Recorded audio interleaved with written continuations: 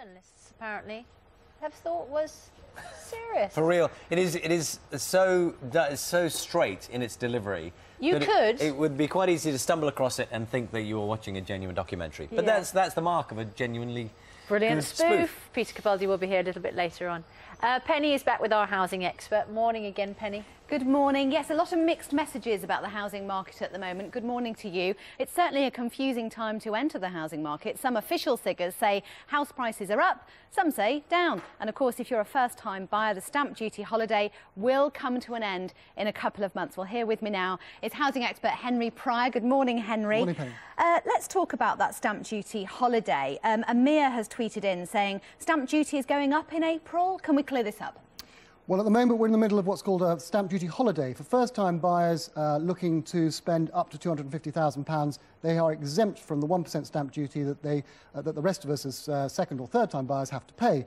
That holiday was temporary. It comes to an end at the end of March, and we will have to wait until the Chancellor gets up to deliver his budget to see whether A, he extends it, and B, what he does about stamp duty avoidance, so-called stamp duty avoidance at the top end of the market. OK, now Rebecca's tweeted. She says she saved the deposit, but now has to find £2,000 in stamp duty. And she says it's a bit of a kick in the teeth. Most house buyers find that, don't they?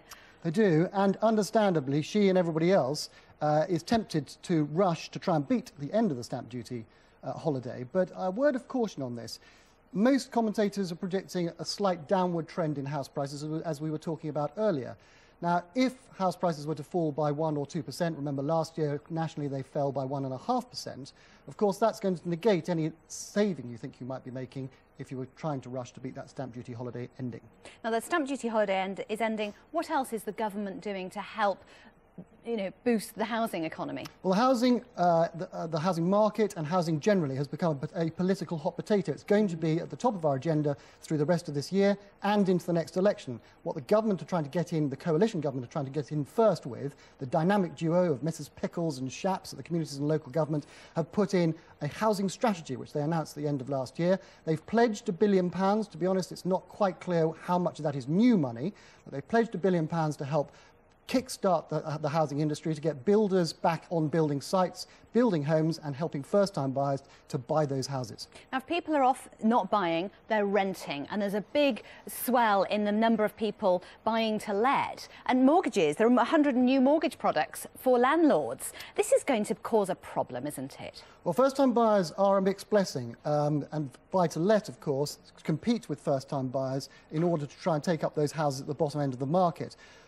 Buy-to-let landlords have come back in as a result, as you say, of these new products that have come along. They are taking up some of the slack. They are competing with first-time buyers, and they are squeezing some of those first-time buyers out, which is causing a problem at the bottom end of the market, but it is helping to sustain some degree of turnover, which has been lacking through 2011. OK, Henry Pryor, thank you very much indeed. That's it for the business news for now, but thank you to everyone who tweeted in with messages about the housing. I hope we've answered some of those questions there. Can monkeys paint? I would imagine they can. It depends what sort of art you're after.